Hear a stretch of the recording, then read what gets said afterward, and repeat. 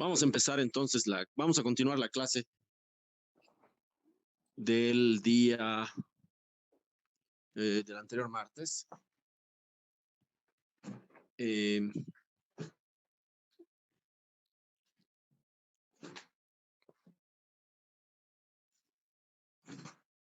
Habíamos quedado viendo unas radiografías de tórax y viendo por qué se forma la imagen, ¿verdad?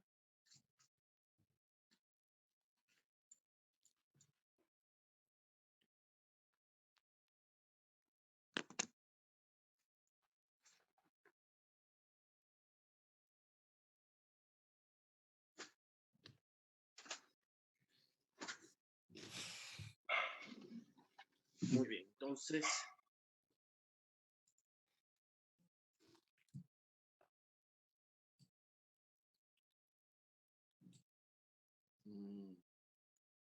bueno, habíamos quedado por acá.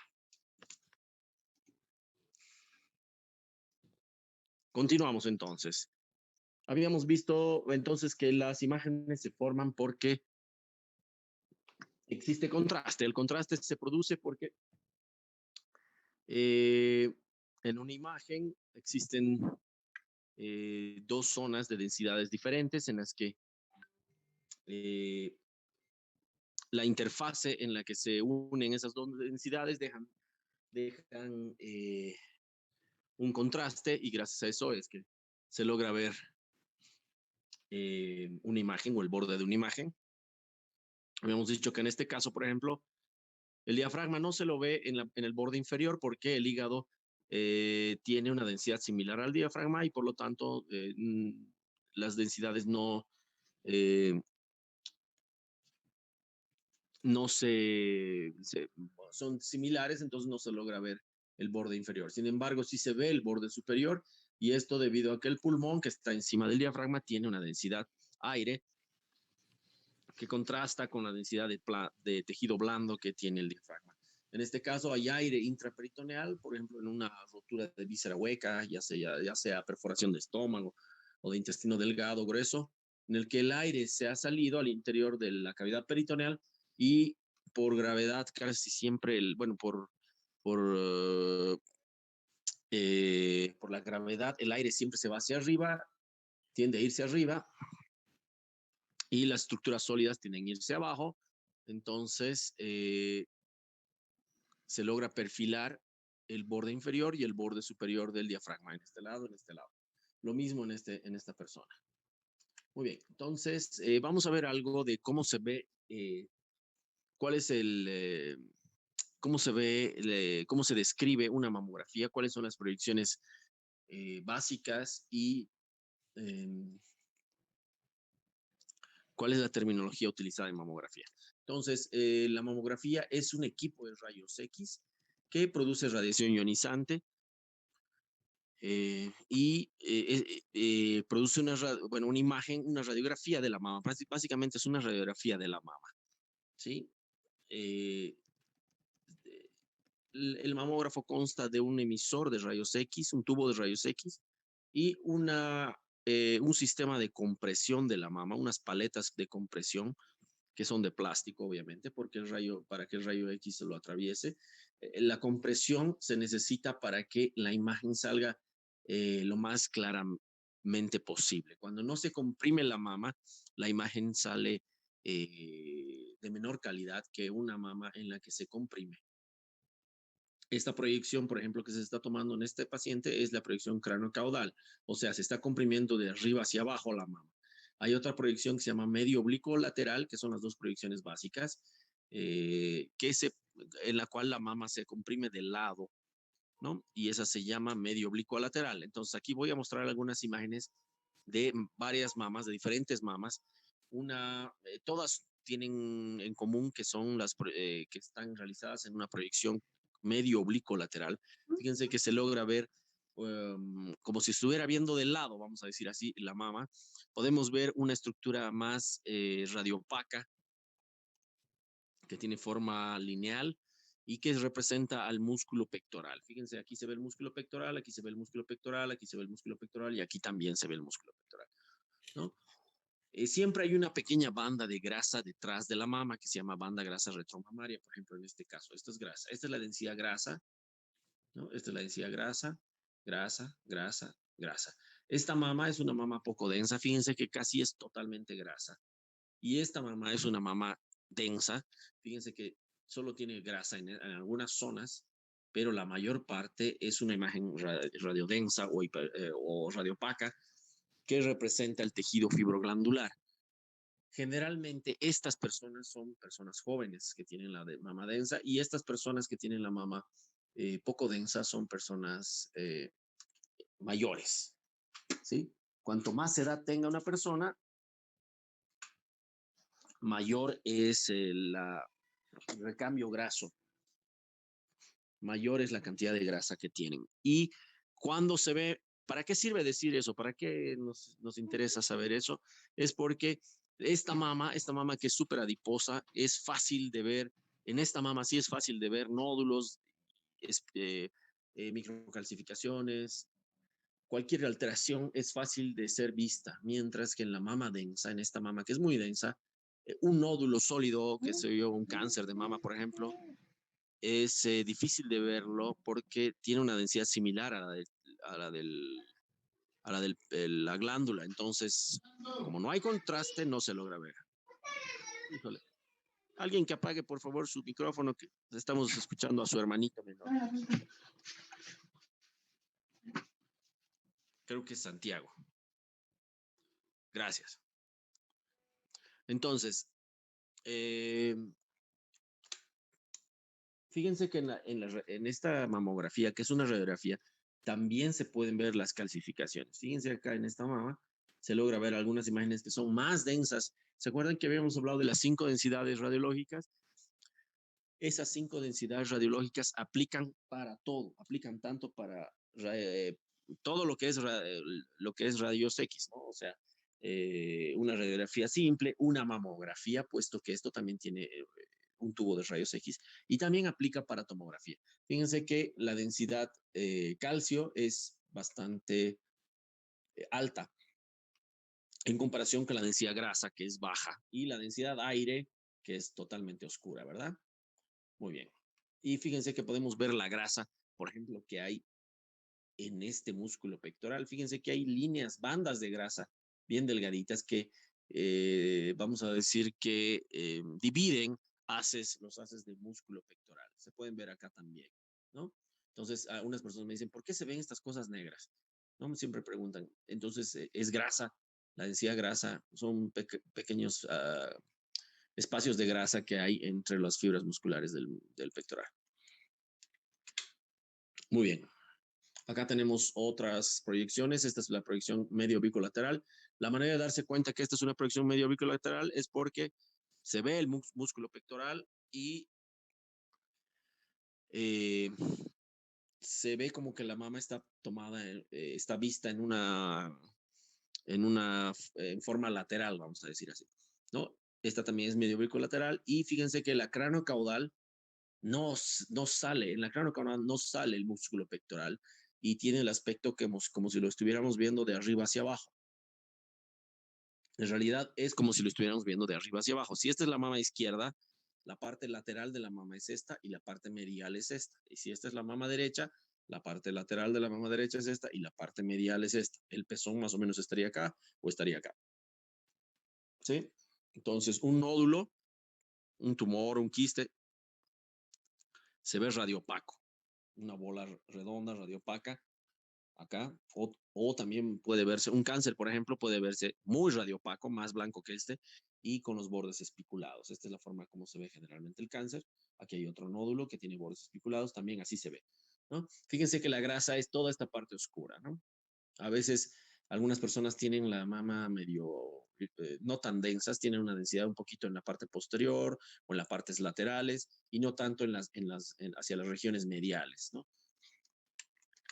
Muy bien, y este es el cáncer de mama in situ. El cáncer de mama in situ se puede ver por mamografía cuando existen estas microcalcificaciones pleomórficas, ¿no? Y solo son visibles por mamografía o por tomosíntesis y no pueden ser visibles por ecografía. Estas son bien difíciles de ver por ecografía. Muy bien. Entonces, dijimos que en mamografía la terminología es radiopaco o radiolúcido, igual que en los rayos X o radiodenso, también se puede decir. En tomografía, la terminología es hiperdenso, isodenso, hipodenso. De acuerdo si es en la escala de grises es brillante o es oscuro. ¿Sí? Bueno, entonces, esto lo vamos a ver en las teóricas. El tomógrafo, fíjense que el equipo de tomografía se inventó aproximadamente en los 70, ¿no? Aproximadamente el 71, 72, eh, salió a la luz el primer tomógrafo. Y fíjense que los primeros tomógrafos era para ver el cerebro. Todos los cirujanos de cabeza o los neurocirujanos decían, no podemos saber qué tiene la persona. ¿Cómo podemos hacer para saber si tiene un hematoma o no, si tiene sangre o no? Y pues alguien se le ideó poner un tubo de rayos X que dé vueltas, que gire y que tenga una fila de detectores al otro lado y así poder hacer unos cortes tomográficos, atravesar el cráneo y hacer cortes tomográficos del cuerpo de una persona. Entonces se idearon este equipo, por ejemplo, salió en 1972. Esta persona fue la que lo ideó, que se llama Hounsfield, apellida Hounsfield, Gottfried Hounsfield. Es gracias a esta persona que, bueno, en honor a esta persona que se denomina a las unidades de atenuación de la tomografía unidades Hounsfield o UH también se llama. Y con eso nosotros podemos saber qué densidad exactamente tiene por ejemplo, una masa o una estructura que uno quiere ver dentro del tomógrafo. Ahorita les voy a dar a los ejemplos. Muy bien. Entonces, este fue el primer, fíjense qué fea imagen, ¿no? Así fueron las primeras imágenes de tomografía, un corte axial de un cerebro, por lo menos aquí podemos ver algo de los ventrículos laterales, algo del cerebro, ¿no? Y los últimos tomógrafos, pues ya hacen multicortes y hacen muy rápida, imágenes muy rápidas. Aquí está la nomenclatura, entonces, hiperdenso, hipodenso, isodenso. ¿Sí? Generalmente, fíjense, habíamos hablado de las 5 densidades, ¿no? La densidad metal y la densidad hueso entrarían dentro de la nomenclatura hiperdensa. El isodenso entraría al músculo, como término medio al músculo, e hipodenso entraría a la grasa y al aire. Fíjense que el líquido estaría entre el hipodenso y el isodenso, por una razón. Esta es una tomografía. Bueno, a ver, vamos a retroceder un poco en el tiempo, o digo en las imágenes. Fíjense esta radiografía. Esta radiografía es de tórax, ¿no? Esta, por ejemplo. Y vamos a ver que en los ventrículos del corazón hay sangre y eso es una densidad líquido, ¿verdad? Acá se ve como una imagen radiopaca, ¿sí? Entonces, no podemos saber si es, bueno, en realidad en una radiografía no podemos saber, no podemos diferenciar el líquido de el tejido sólido, como por ejemplo el músculo.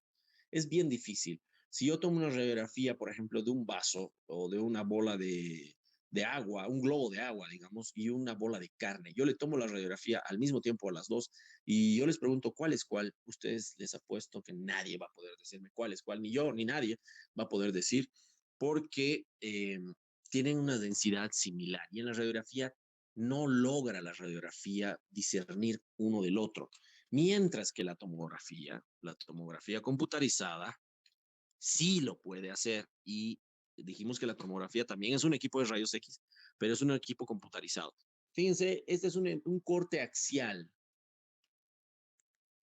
de el abdomen, en el que podemos ver que el hígado, el vaso, el páncreas, la columna vertebral, algo del diafragma por acá, ¿no? Fíjense la densidad grasa, que es más oscura, la densidad músculo, que es un poquito más blanca, y la densidad agua, en este caso la vesícula biliar, aquí está la vesícula.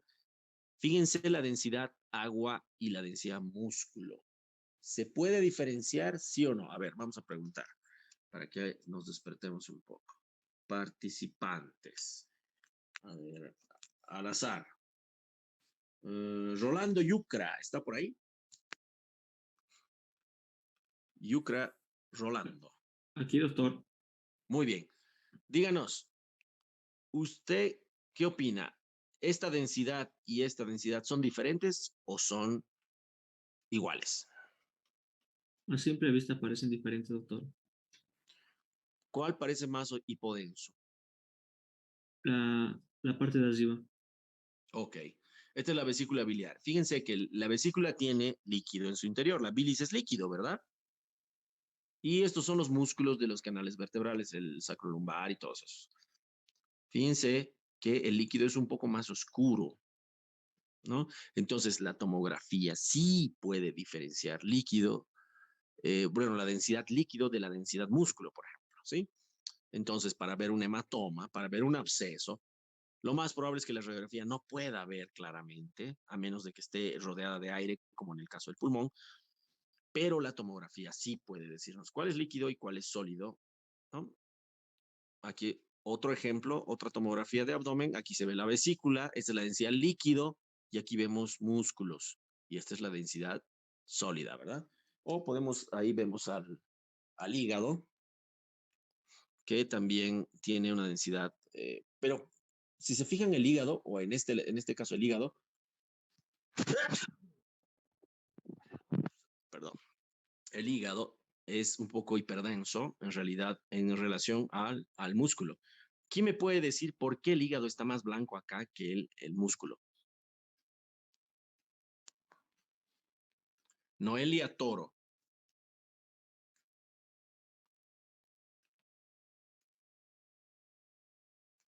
Doctor, Ah, ¿está ahí? sí, doctor. Muy bien. A ver, Noelia, ¿por qué nos podría, usted nos, no hay problema si no puede, pero intente. Decirnos por qué esto que es el hígado o esto que es el vaso está más blanco que esto que es el músculo. Mm, no sé. ¿Alguien, alguien puede saber? ¿Alguien quisiera hablar? Ok, nadie lo sabe. Entonces, Doctor, sería dígame, por Mateo. los depósitos de hierro. Por los depósitos, negativo 10,4. Lo que pasa acá es que este estudio es con contraste. Fíjense la aorta. ¿Pueden ver esta estructura redonda? ¿Sí? Sí. Esta es la aorta. Y cuando brilla así, más blanco que el músculo, quiere decir que está con contraste. Aquí podemos ver la arteria esplénica, la vena porta, una rama de la vena hepática, ¿sí? Eso quiere decir que es con contraste. Cuando le metes contraste, los órganos que reciben sangre, por ejemplo, el hígado, el vaso, van a brillar intensamente, más que los órganos que no reciben tanta sangre como son los músculos. ¿Sí se fijan?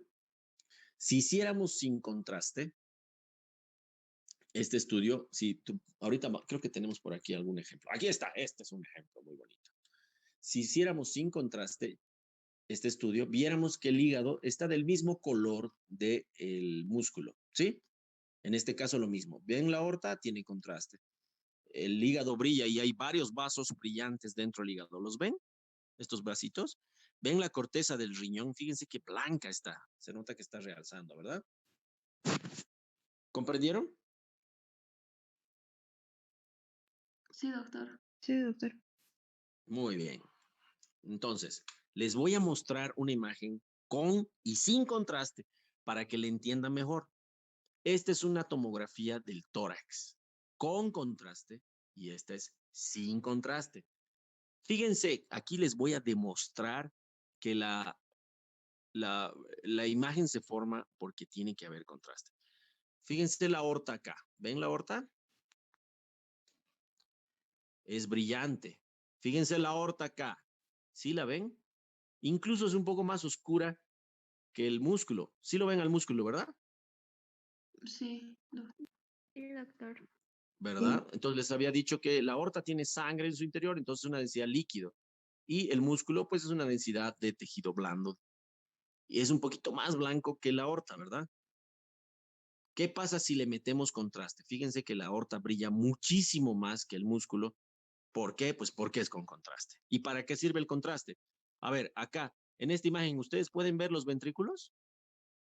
¿Pueden diferenciar un ventrículo del otro? Yo no. No, ¿Ustedes sí? No, Ok, doctor. y en No. esta con contraste, ¿pueden diferenciar? sí. Pues sí, aquí está el ventrículo derecho y aquí está el ventrículo izquierdo. Aquí se ve el septo interventricular. ¿Sí lo ven, el septo interventricular? Sí, Sí, doctor. sí, doctor. ¿Eso por qué? Porque pues las cavidades se han llenado de contraste. Fíjense cómo se han llenado las dos cavidades, las 4 cavidades con contraste, ¿sí? Vieron que tiene que haber contraste para que se pueda ver algo y aquí no se veía el septo. ¿Dónde está el septo? No hay, quién sabe. Muy bien, entonces, por eso se necesita contraste. Este líquido que les inyectamos se llama contraste y miren qué bonito se ve cuando les inyectamos contraste, ¿verdad? Este es otro ejemplo, fíjense. Y hay fases del contraste. O sea, no es así de sencillo de métele el contraste y bueno, si quieres le haces ahora el estudio. ¿Cuándo? Mañana o pasado. No es así, ¿verdad? Tienes que hacerle, le metes el contraste, le inyectas, terminas de inyectar y dispara ahora porque el contraste se va a ir, se va a circular, ¿no? El contraste circula y tarda 1 minuto, 2 minutos y ya se va de las arterias, se va a las venas.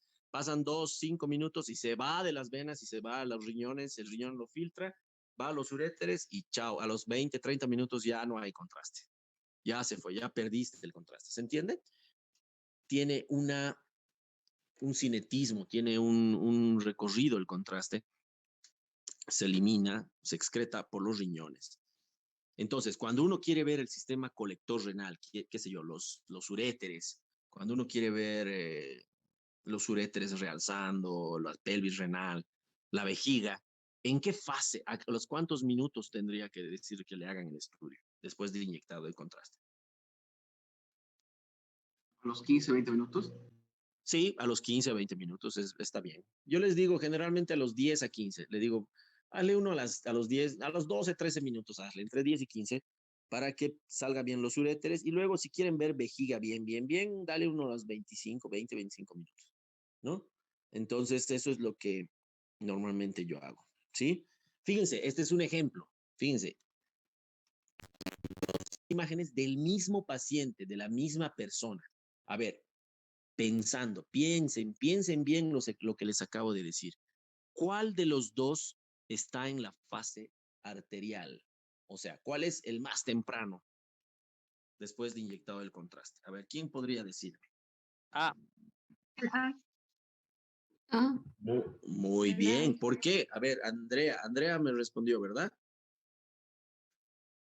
sí, doctor. A ver, Andrea, ¿por qué? Porque es más notorio que en el B.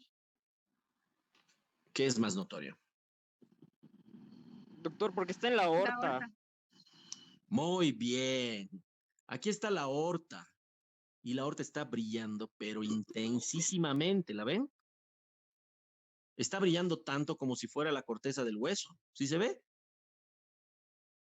En Sí, este doctor. caso, la aorta no brilla tanto.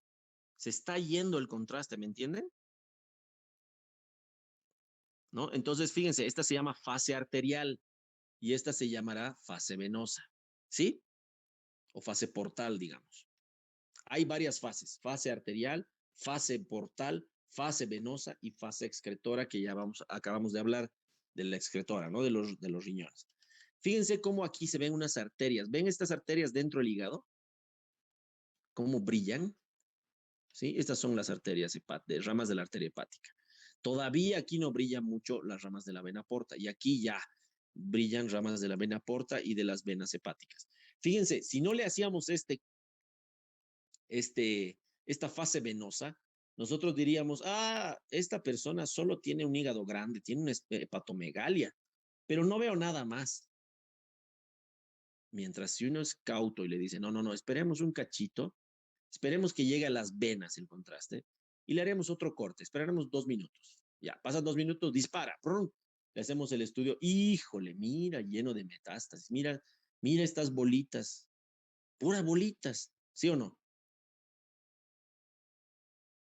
Y aquí no se veían tan claras, ¿verdad? En la fase arterial no se veía. Me imagino que en la fase simple ni siquiera se ven. Fíjense lo importante que es hacer con contraste un estudio. ¿Sí la entendieron? Muy bien. Bueno, vamos a hablar algo de los ultrasonidos, la ecografía. Les había dicho que estudien un poco, porque esto es lo más árido, ¿no? La ecografía es un método diagnóstico basado en la emisión y recepción de ultrasonidos, convertidos en imágenes por interpretación y procesamiento electrónico. Se debe su origen y funcionamiento a la aplicación del fenómeno piezoeléctrico. Eso lo vamos a ver en la teórica. Ya es bien difícil explicar. Ay, cómo odio la física, por eso yo estudié medicina, pero igual no me libré. Entonces, bueno, hay una cosa que se llama infrasonidos. Estas ondas, fíjense que son ondas y tienen unas crestas o unos, ¿cómo se llamarán? Unas partes superiores y unos valles, ¿no? Cresta, valle, ¿no? Entonces, supuestamente la longitud de esto, o digamos la longitud que hay entre cresta y cresta, es lo que nos dice qué tipo de sonido es. Los ultra, los infra o los audibles por los humanos, ¿no? Entre 20 Hz y 20 kilohertz están los sonidos audibles por los humanos. Más abajo solo pueden oír, por ejemplo, ¿cómo se llaman estos? Los elefantes, ¿no? Y más hacia arriba, pues los delfines y los murciélagos pueden oír esto, ¿no? Y hay un lugar que se llama eh, ultrasonidos, ¿no? Que está entre los 2 megahertz y los 15 megahertz. Y este es el que se utiliza para hacer la ecografía o ultrasonido. Fíjense que esto se llama ecografía acá, ya les había dicho, ¿no? Se llama ecografía acá en Sudamérica, todo el mundo le dice ecografía, pero ustedes viajen, por ejemplo, a Norteamérica y todo va a ser ultrasonido, ¿no? En Centroamérica, México, todos los países centroamericanos, Canadá y Estados Unidos le van a decir ultrasonido. Tú le dices ecografía y no te van a entender, incluso, ¿qué cosa? ¿Qué es eso? ¿No? Y es lo mismo. En Chile le dicen ecotomografía, que yo creo que está bien dicho, pero bueno. Entonces, esto, bueno, lo vamos a ver después, que es el efecto piezoeléctrico, que es lo que hace que se lo origine, es donde se originan los ultrasonidos. El sonido se produce en estas cositas que se llaman eh, eh, probes en inglés y en español se llaman sondas. Estas sondas o transductores también se llaman. Son de diferentes tipos. Algunos, como estos convexos, pueden llegar a 2, 3 megahertz y los otros pueden llegar hasta 15 megahertz. Los que tienen poco megahertz, por ejemplo, este de 2 megahertz, puede penetrar hasta 40 centímetros, 30, 40 centímetros. Por ejemplo, pueden penetrar la barriga de una embarazada y llegar a ver hasta la espalda de la mamá, ¿no? Hay otros más chiquitos como estos, que son los planos, y que solo, más bien que tienen una capacidad de penetración de 2, 3, hasta 5 centímetros, y generalmente tienen 15, 14, 12 megahertz, ¿sí? Entonces, esto son sondas, y aquí dentro hay un cristal piezoeléctrico que produce los ultrasonidos. El sonido viaja por el cuerpo de una persona, viaja, rebota en los órganos, y retorna al transductor. El transductor escucha ese retorno y pasa por el cable y llega al equipo de ultrasonido, a la computadora, y la computadora lo transforma en imágenes en la pantalla. Y las imágenes pues pueden ser interpretadas por un médico, generalmente un radiólogo, imagenólogo, y puede hacer diagnóstico. Es como un sonar, es básicamente un sonar. Los submarinos tienen sonares y mandan su ultrasonido o sus sonidos, mandan como si fuera una ballena, ¿no? O un delfín, manda el sonido y viaja por el agua, viaja, y si choca contra qué sé yo, contra una piedra, contra una ballena, otra ballena, digamos, entonces choca el sonido y regresa y lo escucha. Ajá, aquí hay algo. Entonces, así se da cuenta de que, digamos, existe algo por ahí, ¿no? Entonces, lo mismo acá, el sonido viaja a través del cuerpo y rebota en las diferentes estructuras, órganos, y se forma la imagen. Miren cuántos transductores hay, múltiples.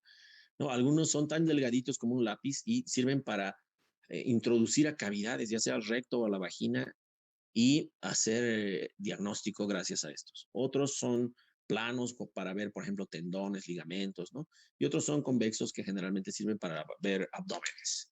Es un método relativamente barato, disponible, de rápida realización, sensible para ver órganos blandos, pero órganos que no tienen gas. El gas no deja ver, es enemigo de los ultrasonidos.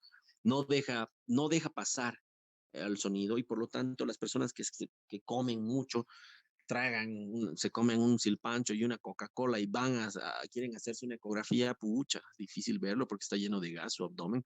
¿No? Es por eso que se les pide que vengan en ayunas las personas que quieren hacerse una ecografía abdominal, por ejemplo, ¿sí? Y el sonido no puede atravesar estructuras duras, por ejemplo, el hueso digamos, cuerpos extraños, ¿no? Metales, no puede atravesarlos, por lo tanto, no es fácil ver estructuras tan duras. Esta es la nomenclatura que les pedí que estudiaran. A ver si alguien, vamos a preguntar. Brian Esquivel, ¿está por ahí? Sí, doctor. Muy bien, dígame, ¿qué significa anecoico?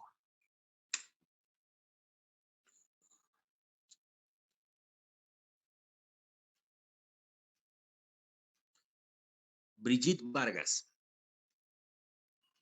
Sí, doctor. ¿qué significa anecoico?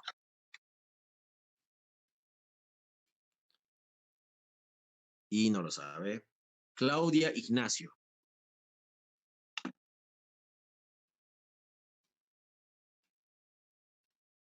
no está en casa. Doctor, Ya dígame. ¿que no contiene ecos? Exacto, suena lógico, ¿verdad? Sí, bien dicho. Danae, ¿verdad? Sí, doctor. Muy bien. No tiene ecos, o sea, el sonido no regresa, no retorna. ¿Qué estructura será la que, pues el eco, no hay eco, es el sonido lo atraviesa de lleno? ¿Qué cosa será? Líquido. La vejiga. La Líquido, grasa. Líquido. orina. El ¿Órganos líquido. blandos? No, el líquido, Líquido. el líquido. Van a ver cuando vean una ecografía, van a ver una vejiga, una vesícula, y van a ver que es negra. Es negra su interior. ¿Por qué? Es totalmente oscura, porque es líquido, y el líquido no rebota, no hay eco, ¿me entienden? Lo atraviesa, y eso se llama anecoico. Entonces, cuando describamos una vejiga urinaria, yo voy a describir, se ve una estructura redondeada en cuyo interior es totalmente anecoico, lo voy a decir, ¿me entienden? Estoy diciéndote, en otras palabras, es líquido su interior. ¿Sí se entiende, verdad? ¿Qué pasa? Fíjense que aquí les voy a confundir un poco, porque aquí no nos interesa la densidad. No estamos hablando de densidades. No estamos hablando de las 5 densidades. Aquí tienen que olvidarse del metal, del hueso, que las 5 densidades radiológicas. Aquí no entra eso. Aquí entra la ecogenicidad, o sea, cuánto eco se produce, ¿sí? El líquido que en la escala radiológica estaba en el medio, ¿no? Aquí está en lo más bajo, fíjense, es anecoico, es lo más negro, lo más oscuro. Y lo más blanco se llamará ¿cómo? ¿Quién sabe? Astrid Alvarado. Hiperecoico, doctor. Muy bien, hiperecoico. Entonces, ¿qué nos produce eco? ¿Qué nos hace retornar el eco así tan, tan fuerte? Bueno, generalmente es el gas, el aire. También podría ser, por ejemplo, el hueso, ¿no? O un cuerpo extraño, ¿no? Incluso en algunas ocasiones la grasa o algún tejido glandular, por ejemplo en la mama, cuando se hace ecografía de mama, la glándula mamaria produce cierta hiperecogenicidad. Es levemente blanco en la escala de grises, ¿sí? Algo hipoecoico. ¿Quién podría decirnos qué es algo hipoecoico? La grasa, doctor. Muy bien, Luciana, ¿verdad? Sí, doctor. Muy bien. La grasa. La grasa es levemente hipoecoica. También algunas estructuras como la corteza del riñón, ¿sí? Es levemente hipoecoica. Y lo isoecoico normalmente en ecografía lo tomamos a, por ejemplo, el músculo o el hígado. ¿Sí? El hígado y el vaso normalmente tienen una ecogenicidad similar, muy parecida, y lo podemos llamar isoecoico. ¿Sí? Muy bien. Entonces, 4 nomenclaturas en ecografía: hiperecoico, hipoecoico, isoecoico y anecoico. También le pueden decir hipoecogénico, hiperecogénico, anecogénico o isoecogénico. ¿Sí? Es lo mismo. ¿Ya entendieron entonces? De lo más blanco hasta lo más negro. Muy bien. Les presento un hígado. Fíjense, este es de un cadáver, ¿no? Una foto de un cadáver. Aquí está el hígado y aquí se ve el hígado y se ven estas estructuras huecas son las venas hepáticas, y aquí se ve la vena cava inferior, ¿sí? Fíjense una ecografía. ¿Ven la vena hepática derecha? Y aquí vemos el parénquima hepático, que es isoecoico, vamos a decirlo así. No es ni negro ni blanco, ¿sí? Más o menos isoecoico. Y esta estructura que es más blanca, ¿cómo se llama? Hiperecogénica, ¿verdad? ¿Qué creen que sea esta estructura? Parénquima. El diafragma. Ese es el diafragma, ¿sí? Y se ve hiperecogénico. Muy bien. Bueno, aquí, por ejemplo, un hígado con metástasis. Fíjense, las metástasis son un poquito más oscuras, ¿verdad? Que el parénquima hepático. Entonces, cuando describa esto, yo voy a decir, aquí veo el hígado con una ecogenicidad intermedia y veo imágenes redondeadas, nodulares, dentro del parénquima hepático, que son hipoecoicas en relación al parénquima hepático. ¿Se entendió eso? Sí, doctor. Sí. Sí, doctor. Muy bien. Aquí vemos una ecografía de una vesícula biliar. ¿Se acuerdan que les dije que el líquido es anecoico? Anecoico. Y les dije que es negro, ¿verdad? ¿Sí es cierto o no? Ahí está. Y vemos una piedra dentro de la vesícula. La piedra, como es dura, ¿no? Generalmente es dura. Les dije que es hiperecogénica, ¿verdad? Todo lo duro, les dije lo que rebota mucho, va a ser blanco en ecografía. Rebota, ¿no? Aquí dice, no puedo pasar, el sonido viaja y no puedo pasar por acá, es una cosa redonda y no la puedo pasar.